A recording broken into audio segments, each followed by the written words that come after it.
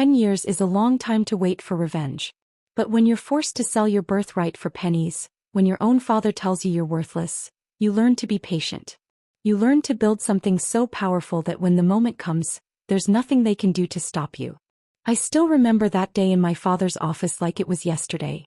The heavy mahogany desk, the wall of awards, and the disappointment in his eyes as he pushed the buyout papers toward me. "Sign it, Alexandra," he said, not even looking at me. "It's better this way." Sullivan Construction had been in our family for 3 generations.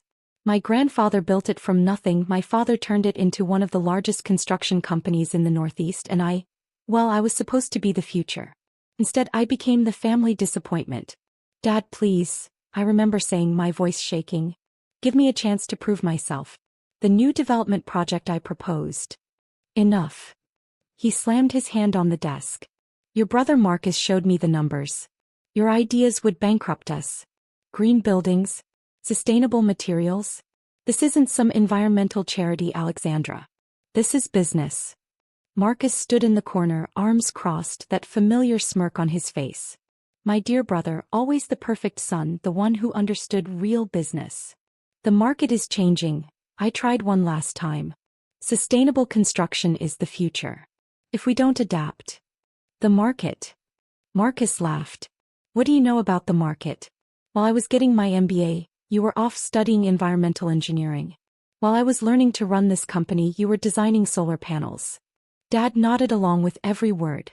He'd always been like that with Marcus. Whatever my brother said might as well have been gospel. "Your shares are worth $180,000. Dad pushed the papers closer.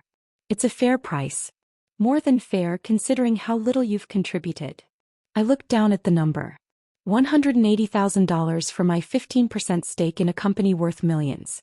A company I'd grown up in, where I'd spent every summer learning every aspect of the business, from blueprint reading to project management. "And if I refuse?" Dad's face hardened. "Then we'll have the board vote on your competency. Your brother has already convinced most of them that your ideas are a liability. You'll lose your shares anyway, but without the payout." I felt sick. They'd planned this probably for months. Every time I'd presented a new idea, every time I'd pushed for innovation, they'd been building their case against me. "You're not cut out for business, Alexandra," Dad said, his voice softer but no less cruel. "Sometimes we have to accept our limitations." I signed the papers. What choice did I have? But as I stood to leave, I made a promise to myself. This wouldn't be the end of my story.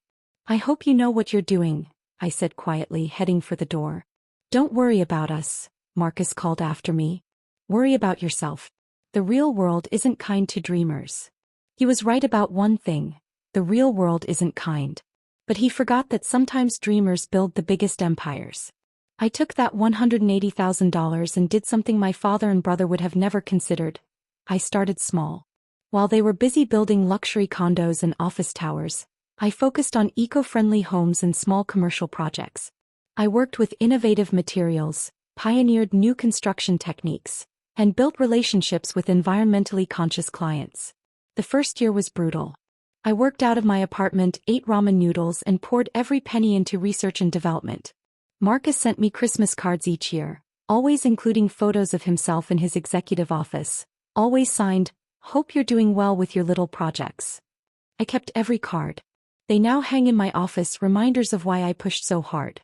By year 3, my little projects had caught the attention of tech companies looking to build green campuses. By year 5, Nova Sustainable Development, my company, had contracts in 3 states. We weren't just building buildings, we were revolutionizing how they were built. But I kept our growth quiet. I used subsidiary companies, different brand names, and stayed out of the spotlight. Let Sullivan Construction think I'd disappeared into obscurity. Let them believe I was still that naive dreamer they'd kicked out. Then came the Williamstown contract. It started as whispers in the industry, a massive tech conglomerate planning to build the most ambitious sustainable corporate campus in history. 20 buildings, all net zero energy using cutting-edge green technology. The kind of project that could make or break a construction company. I knew Sullivan Construction would bid on it. They always went after the biggest contracts, even if they had to outsource the environmental aspects. What they didn't know was that I'd spent the last 2 years cultivating a relationship with Williamstown's board. Your approach to sustainable construction is exactly what we're looking for, Janet Chin herself told me during one of our meetings. But can Nova handle a project of this scale? I showed her our portfolio, not the public one, but the complete record of every project we'd completed through our various subsidiaries.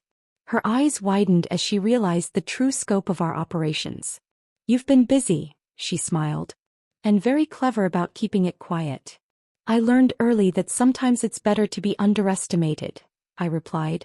The day Williamson announced their project, Sullivan Construction submitted their bid with their usual confidence. Marcus even gave interviews about how they were the obvious choice, given their long history of handling major projects. 3 months of proposals, presentations, and negotiations followed. I knew exactly when Sullivan Construction made it to the final round. Marcus's Christmas card that year was especially smug. Biggest contract in company history, he wrote. Sorry you're missing out on this one, sis. I put that card up with the others and waited. Because what Marcus didn't know, what none of them knew, was that Nova Sustainable Development had already won the contract. But not just as the primary contractor. We'd been chosen to oversee every aspect of the project, including selecting and managing all subcontractors. And Sullivan Construction? Their bid had impressed Williamson enough to make it to the final stage. All they needed was approval from the primary contractor. My approval. The irony was almost poetic. The company that had forced me out because of my unrealistic ideas about sustainable construction would now have to prove they could meet my environmental standards if they wanted the contract. As I sat in my office, looking at the stack of subcontractor agreements waiting for my signature, I couldn't help but smile. 10 years was a long time to wait for revenge. But some things are worth waiting for. The Sullivan Construction delegation arrived at exactly 9 a.m. for their final presentation. Through my office window, I watched them file into the lobby of Nova's headquarters. Dad, looking older but still commanding. Marcus, practically glowing with confidence. And their team of executives, all polished and practiced. They're here, Miss Sullivan, my assistant Emma announced. Should I send them to the main conference room? No, I smiled. Have them wait in the lobby for 15 minutes. Then bring them to my office. It was petty, perhaps, but after 10 years of Christmas cards and condescension, I felt entitled to a little pettiness. 15 minutes later, Emma led them in. I kept my chair turned toward the window, letting them take in the view of the city skyline, and the 3 sustainable towers Nova had recently completed. Welcome to Nova Sustainable Development, I said, slowly turning my chair around. I believe you're here about the Williamson contract. The looks on their faces were worth every moment of the past 10 years. Dad's jaw actually dropped. Marcus stumbled backward, nearly knocking over an executive behind him. Alexandra. Dad's voice was barely a whisper. Hello, Dad. Marcus. I kept my voice professional, pleasant even. Please have a seat. We have a lot to discuss. They sat automatically, still staring at me like they'd seen a ghost. Marcus was the first to recover. What is this? He demanded. What are you doing here? I'm the CEO of Nova Sustainable Development, I said calmly. But then, if you'd been paying attention to the industry instead of sending condescending Christmas cards, you might have known that. Impossible, Marcus shook his head. Nova is a billion-dollar company. They've built half the sustainable buildings in the region. They're the primary contractor for Williamson. Yes, I agreed. We are. And now we're reviewing subcontractor bids for various aspects of the project. Your bid specifically. Dad leaned forward, his face flushing. You're the one who's been sitting on our proposal for the past month? Among others, yes. Though I have to say your environmental compliance section is. I pulled out their proposal, lacking. Almost as if you don't really understand green building practices. The very things you dismissed as unrealistic 10 years ago. Marcus stood up so quickly his chair skidded backward. This is a conflict of interest. You can't be objective about this bid. We'll appeal to Williamson directly. I smiled. Feel free. Janet Chin and I had lunch just yesterday. She's quite impressed with how Nova has revolutionized sustainable construction. In fact, she specifically mentioned how refreshing it was to work with a company that doesn't need to outsource their environmental expertise. You engineered this, Dad accused, his voice shaking. You deliberately kept Nova's ownership secret, Waited until we were invested in this bid. I learned from the best. I cut him off. Wasn't it you who taught me about strategic advantage? About using every tool at your disposal? Though I have to admit, forcing me to sell my shares for a fraction of their worth was a particularly useful lesson. I opened my laptop and pulled up some figures. Speaking of shares, let's talk about Sullivan Construction's current market position. Your stock has dropped 15% in the past year. Your last 3 major projects went over budget. And your reputation in the sustainable building sector, which now represents 40% of all new commercial construction, is practically non-existent. We've adapted, Marcus protested. Our bid shows. Your bid shows that you're desperately trying to catch up to where I was 10 years ago. I closed my laptop. The market has changed just like I said it would. Sustainability isn't a trend or a charity project. It's the future. And you're a decade behind. Dad's face had gone from red to pale. What do you want, Alexandra? Want? I raised an eyebrow. I don't want anything. I'm simply reviewing subcontractor bids for my company's biggest project to date. Though I have to say, your numbers are rather high for a company with so little experience in sustainable construction. We can adjust the numbers, Marcus said quickly. Whatever you think is fair. Fair. I couldn't help but laugh.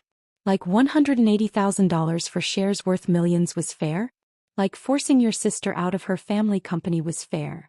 I stood up and walked to the wall where I'd hung every Christmas card Marcus had sent me. I kept these as motivation. Every time you mocked my little projects, every time you bragged about your success, it pushed me to work harder. To build something better.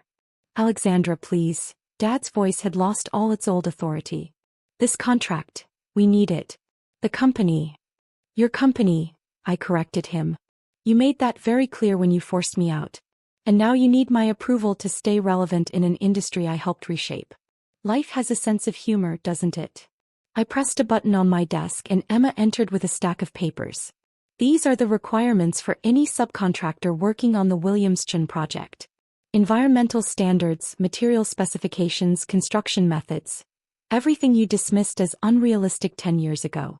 If you can meet these standards, prove you understand modern sustainable construction, and adjust your bid to be more competitive, we might be able to work together.